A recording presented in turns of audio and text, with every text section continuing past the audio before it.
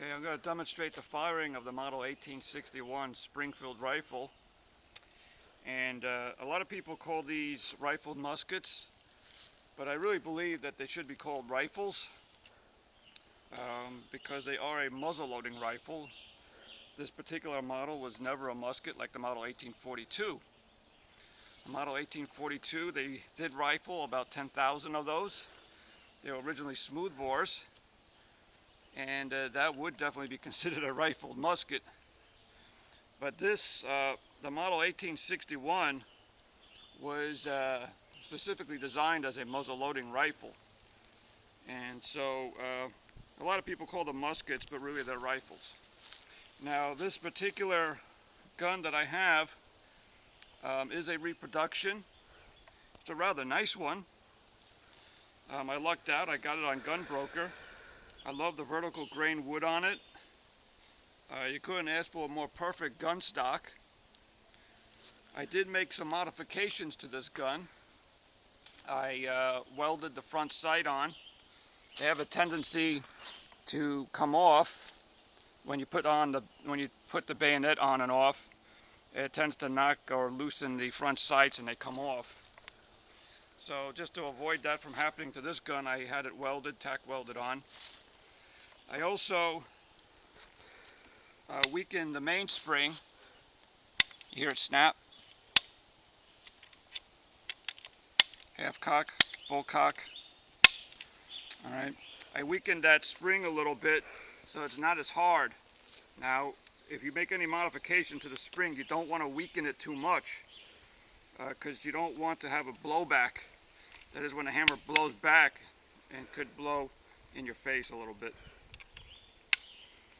Now, I also modified the nipple. I opened up my nipples to 1/16. I opened the hole up in there to 1/16 of an inch.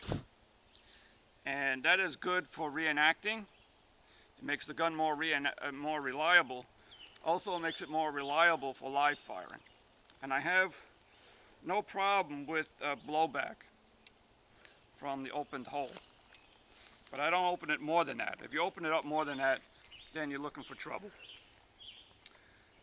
Okay, now, we're going to be shooting at a target of Osama bin Laden.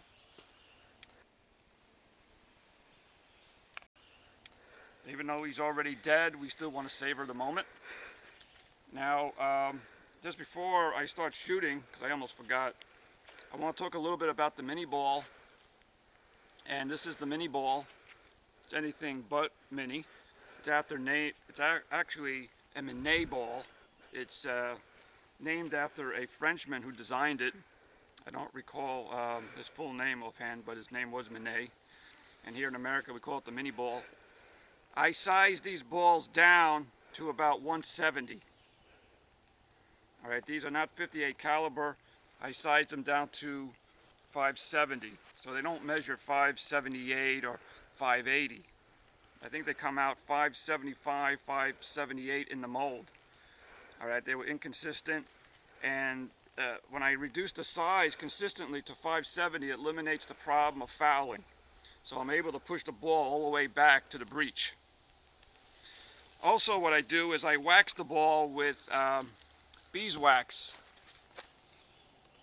And you can see I just put the beeswax in the grooves of the ball. You don't want excess around it because then it gets too hard to push in there. But I just dunk them in molten beeswax, and then with my fingernail I just peel off the rest. And I leave the wax in the grooves. Okay, now we're going to fire now. Yeah, we're about 100 yards, 80 to 100 yards away from the target.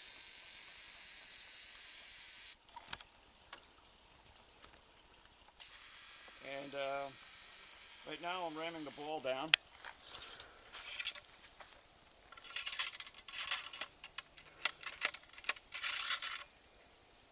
Always return the ramrod. Place a percussion cap on the nipple, if I can get it out of there.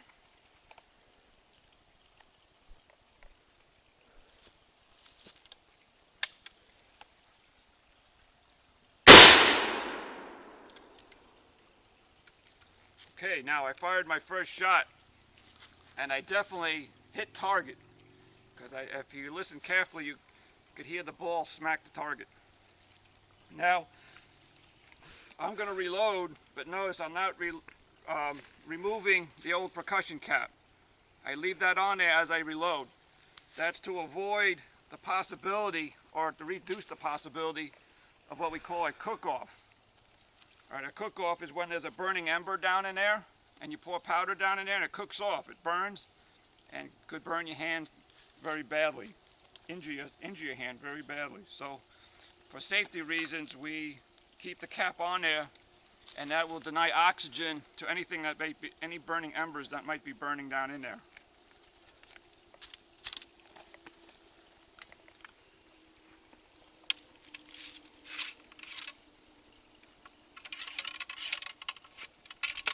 All fully seated. Now we remove the old cap. That just fell right off. Place the fresh cap on there. At the ready. Aim. Fire.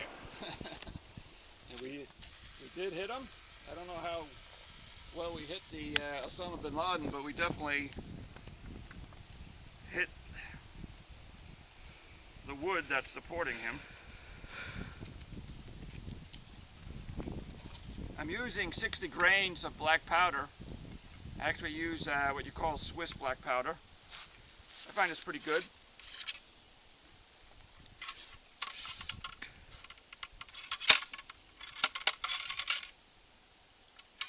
I'm not having too much trouble with fouling. The ball went down. I had to throw the ramrod down there a little bit to push it the rest of the way. At the ready. Aim.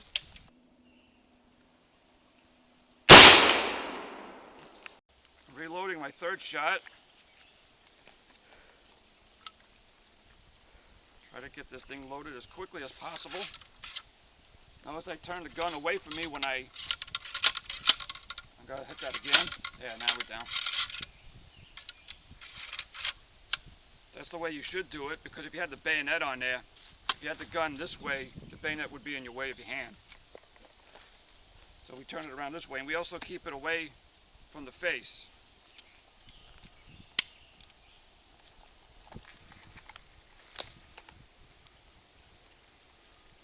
Are we at the ready? Aim. Oh, gotta fix my sight there. And fire. And we recover and reload.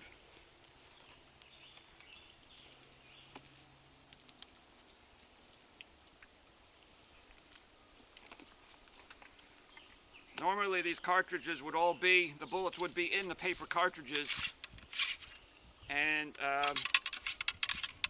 they would not be separate as you see me doing it.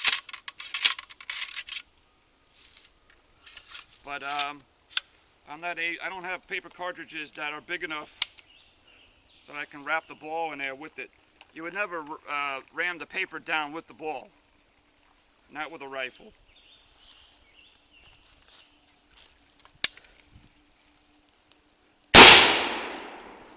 And that sounded like a miss.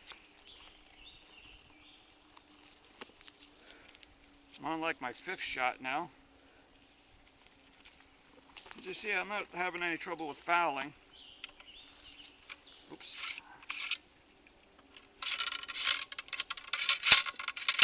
I want to make sure that ball's all the way down.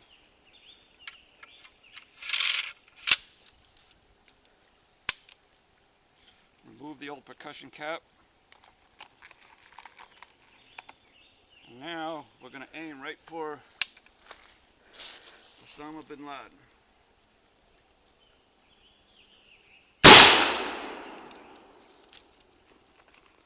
Here's my son, and he's going to fire the Model 1861. And he can fire whenever he's ready.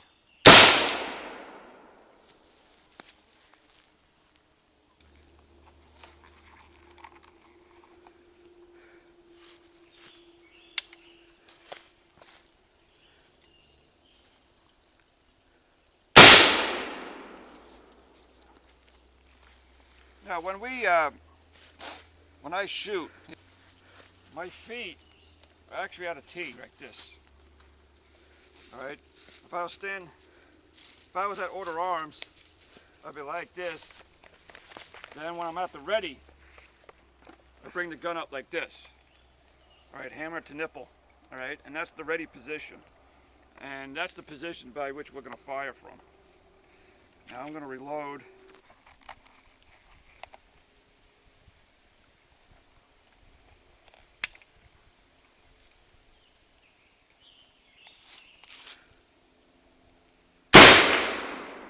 Nice hit.